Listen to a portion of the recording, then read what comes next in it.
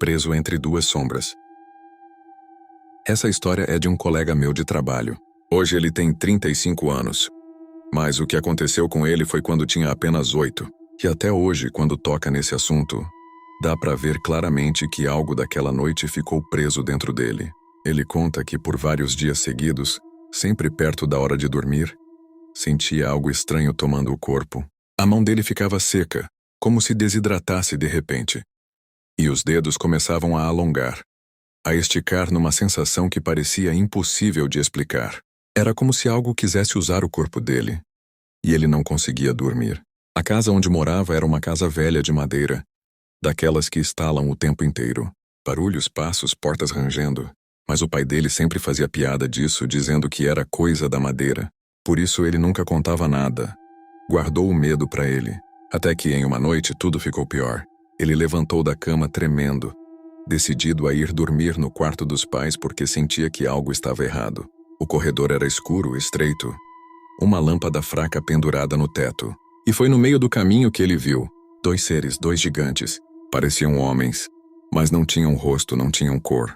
Eram sombras sólidas, completamente pretas, paradas no corredor, uma do lado da outra como se estivessem esperando. O coração dele travou. Ele tentou correr, mas quando se aproximou, um dos seres bloqueou a passagem.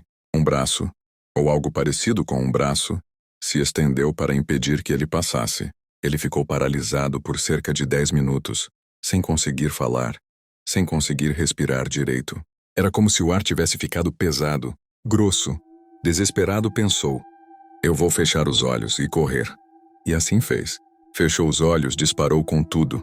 Bateu na porta do quarto dos pais, abriu e entrou chorando compulsivamente. Os pais acordaram no susto, sem entender nada. E no outro dia, quando tentou contar o que viu, fizeram piada. Riram, disseram que era imaginação. Até hoje ele não gosta de falar sobre essa noite, porque no fundo ele sabe que não estava sozinho naquele corredor. Estava preso entre 2 sombras, que não deveriam estar ali. Se você tiver alguma história real, me conte que posto aqui. Relato real que aconteceu comigo. Eu nunca dei muita atenção para esses sinais. Sempre pensei que fossem apenas sonhos ruins, cansaço. Mas já faz tempo que sinto coisas que não sei explicar. Sensações estranhas, como se alguém me observasse quando a casa inteira está silenciosa. E o pior é que essas coisas sempre acontecem no mesmo horário, 3 da manhã. Às vezes 3h30, nunca passa disso. Desde que perdi meus pais, a casa ficou mais vazia do que o normal. Às vezes, quando estou quase acordando, sinto a presença da minha mãe. Não é um sentimento leve ou reconfortante. É como se ela estivesse em pé, parada ao lado da minha cama, quieta, observando, esperando. E quando eu abro os olhos, não tem ninguém. Mas a sensação fica. Aquela energia densa, aquele peso no ar como se alguém tivesse acabado de sair do quarto. Ou estivesse invisível parado, olhando para mim. Só que o pior não é isso. O pior são os sonhos. Sempre começam do mesmo jeito. Eu sei que estou sonhando. A consciência fica presa ali entre acordado e dormindo. E a única coisa que eu quero é abrir os olhos. Mas não consigo. É aí que eles aparecem. Demônios. Figuras escurecidas, distorcidas como sombras com rosto. Eles sempre vêm até mim. Sempre me encurralam, sempre querem me derrubar. E eu sempre estou lutando com eles. Como se algo quisesse me puxar para dentro daquele mundo. E eu tivesse que rasgar o sonho para conseguir acordar. A luta é tão real que eu sinto o peso dos golpes, o bafo quente no meu rosto, o som grave que eles fazem, como se rissem de mim. E quando estou prestes a perder ou prestes a acordar, sempre acontece o mesmo. Um silêncio absoluto, como se o próprio sonho sugasse o ar para dentro de si. E então eu sinto, atrás de mim, ao lado da cama, do lado de fora do sonho, a mesma presença, sempre às 3 da manhã. Quando finalmente desperto, suado, com o coração acelerado, o quarto está escuro, parado, mas a sensação dela ali, ao meu lado, fica comigo por alguns segundos antes de desaparecer como fumaça. Tem noites em que eu juro que ouvi a madeira do chão estalar, como se alguém tivesse dado um passo. Outras vezes sinto meu colchão afundar um pouco, como se alguém tivesse sentado perto dos meus pés. E em todas essas noites, sem exceção, sinto o mesmo arrepio percorrendo meu corpo, a mesma certeza silenciosa. Eu não estou sozinho, não nessas horas. E cada vez que isso acontece, a presença da minha mãe parece estar um pouco mais perto. E os sonhos? Os sonhos ficam cada vez mais escuros. Eu só me pergunto o que exatamente está tentando me alcançar nessas madrugadas. E principalmente, o que vai acontecer no dia em que eu finalmente abrir os olhos e ela ainda estiver ali. Meu pai sempre contou essa história com um olhar meio perdido, como se ainda estivesse preso lá, naquela lavoura isolada entre Itaió e Rio do Campo, por volta de 1960, onde o silêncio parecia observar. Naquele dia ele estava sozinho, num canto distante da fazenda onde quase ninguém pisava. A lavoura era baixa já no fim, e o vento que passava parecia varrer mais do que poeira. Parecia varrer presença. Ele tirou do bolso o fumo de corda e o canivete velho, pronto para preparar o palheiro, mas o metal escorregou. O canivete cortou o dedo, e o xingamento dele se perdeu no ar pesado. O pedaço de fumo caiu no chão. Ele se abaixou para procurar, mas assim que encostou os dedos na terra, sentiu algo. A sensação clara de que tinha alguém parado atrás dele. Devagar levantou. Olhou. Nada. Só o mato parado demais. Quieto demais. Achou o fumo, bravo, e jogou o pedaço para trás como quem se livra de um azar antigo.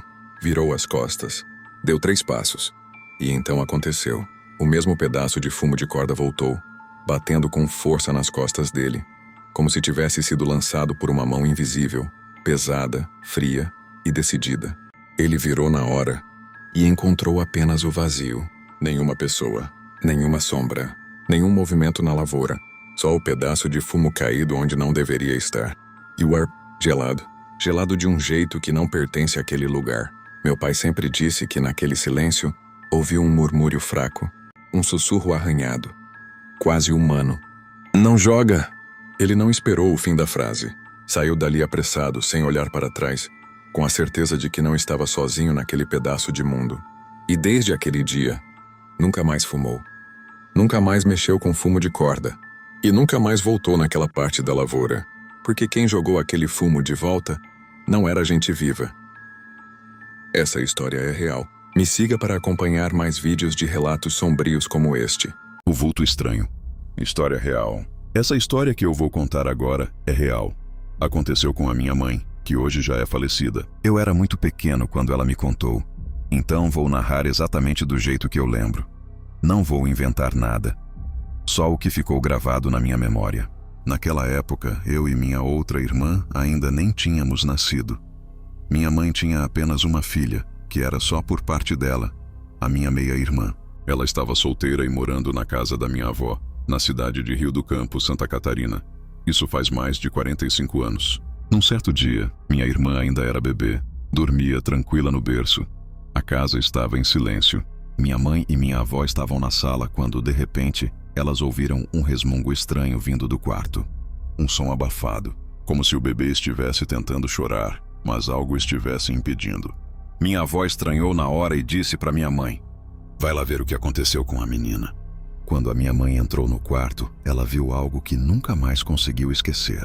Ela viu uma coisa escura passando pela porta, como se fosse um rosto, uma sombra. E logo em seguida, algo fugindo em direção à saída da casa. Desesperada, ela correu até o berço achando que tinha algo na boca da bebê. E tinha. Dentro da boca da minha irmã havia um chumaço de cabelo preto, cabelo de gente, todo enrolado.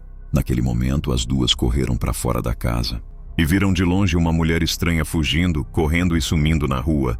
Nunca mais alguém viu aquela mulher. Naquela época, a crença era forte. Minha avó e minha mãe acreditavam que aquilo era um feitiço, algo feito por inveja. Diziam na cidade que minha irmã era uma criança muito bonita, chamava a atenção por onde passava, e que alguém, por inveja ou maldade, tentou algo contra ela. Até hoje ninguém explicou como aquele cabelo foi parar dentro da boca de um bebê. E até hoje essa história assombra a nossa família. Isso aconteceu há mais de 45 anos, na cidade de Rio do Campo, em Santa Catarina. E essa é mais uma história real da minha família. Se você me acompanhou até aqui, curte, compartilha e segue o canal, porque eu só trago histórias reais.